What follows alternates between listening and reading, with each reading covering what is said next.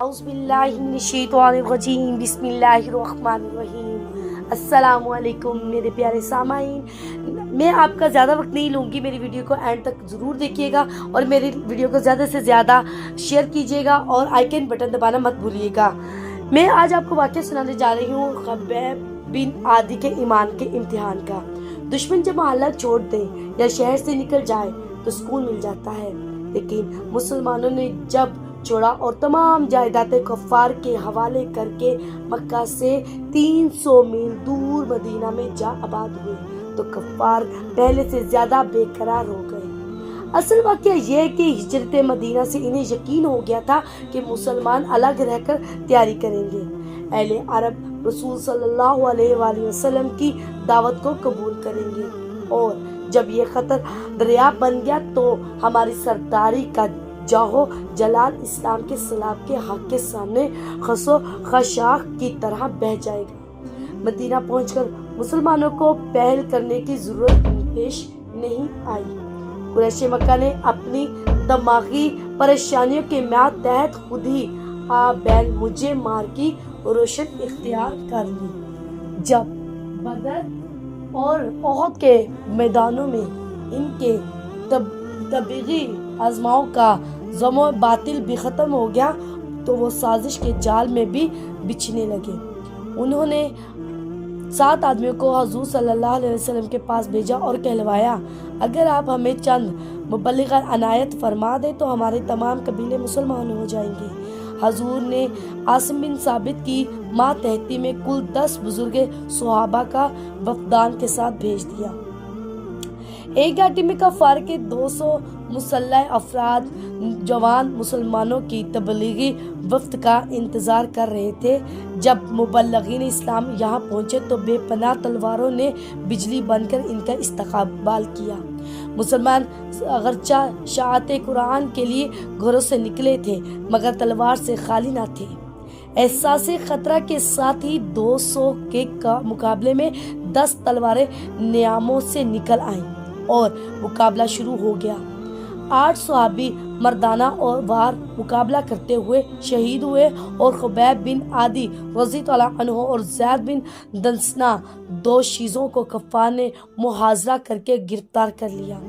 سفیان حضلی انہیں مکہ لے گیا اور یہ دونوں صلح مسلمان نقد و قیمت پر مکہ کے درندوں کے ہاتھ فروخت کر دیے گئے۔ حضرت خبیب بن عادی رضی اللہ عنہ اور زید بن کو حارث بن عامر کے گھر ٹھہرایا گیا اور پہلا حکم یہ دیا گیا انہیں روٹی دی جائے اور نہ پانی۔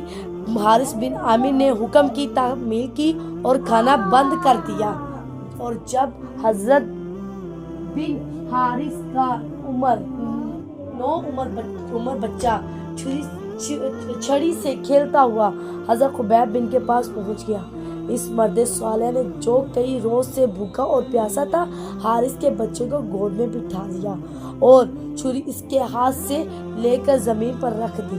جب ماں نے پلٹ کر دیکھا تو حضرت خبیب کو چھری اور بچہ لیے بیٹھے تھے، اور چونکہ مسلمان کے کردار سے ناواقف تھی یہ حال دیکھ کر لڑکھڑا گئی اور بے تحابہ چیخنے لگی۔ حضرت خبیب نے عورت کی تکلیف محسوس تو فرمائی، بی بی تم مطمئن رہو، میں بچے کو ذبح نہیں کروں گا، مسلمان ظلم نہیں کرتے۔ ان الفاظ کے ساتھ ہی یہی حضرت خبیب نے گود کھول دی اور معصوم بچہ اٹھا اور دوڑ کر ماں سے لپٹ گیا۔ قریش نے چند روز انتظار کیا، جب فاقہ کشی کے احکام سے اپنے مقصد میں کامیاب نہ ہو سکے تو قاتل کی تاریخ کا اعلان کر دیا گیا۔ کھلے میدان میں ایک دستور نصب تھا اور یہ اپنی بے بسی پر رو رہا تھا۔ اس کے چاروں طرف بے شمار آدمی ہتھیار سنبھالے کھڑے تھے، بعض تلواریں چمک رہی تھی، بعض نیزے تان رہے تھے، بعض کمان تیر جوڑ کر نشانہ ٹھیک کر رہے تھے کہ آواز آئی، خبیب رضی اللہ عنہ آ رہے ہیں۔ مجمع میں ایک شور معیشت برپا ہو گیا، لوگ ادھر ادھر دوڑنے لگے، بعض لوگوں نے ہتھیار سنبھالے اور حملہ کرنے اور خون بہانے کے لیے تیار ہو گئے۔ مرد صالح خبیب قدم با قدم تشریف لائے اور انہیں صلیب کے نیچے کھڑا کر دیا گیا۔ ایک شخص نے انہیں مخاطب کیا اور کہا، خبیب ہم تمہاری مصیبت سے درد مند ہیں، اگر اب بھی اسلام چھوڑ دو تو تمہاری جان بخشی ہو سکتی ہے۔ حضرت خبیب رضی اللہ عنہ خطاب کرنے والے کی طرف متوجہ ہوئے اور فرمایا جب اسلام ہی باقی نہ رہا تو جان بچانے بیکار ہے۔ یہ جو آپ کی ثابت قدمی بجلی کی طرح پرشور بھیڑ پر گری، مجمع ساکت ہو گیا اور لوگ خود دم بخود رہ گئے۔ خبیب کو آخری آرزو ہے تو بیان کرو۔ ایک شخص نے کہا کوئی آرزو نہیں، 2 رکعت نماز ادا کر لو۔ حضرت خبیب نے فرمایا جب بہت اچھا، فارغ ہو جاؤ۔ ہجوم سے آواز آئی پھانسی گڑی ہوئی ہے۔ حضرت خبیب اس کے نیچے ہیں تاکہ اللہ کی بندگی کا حق ادا کریں۔ خلوص و نیاز کا اصرار ہے، زبان شاکر جو حمد و حق میں کھل چکی ہے، اب کبھی بند نہ ہوگی۔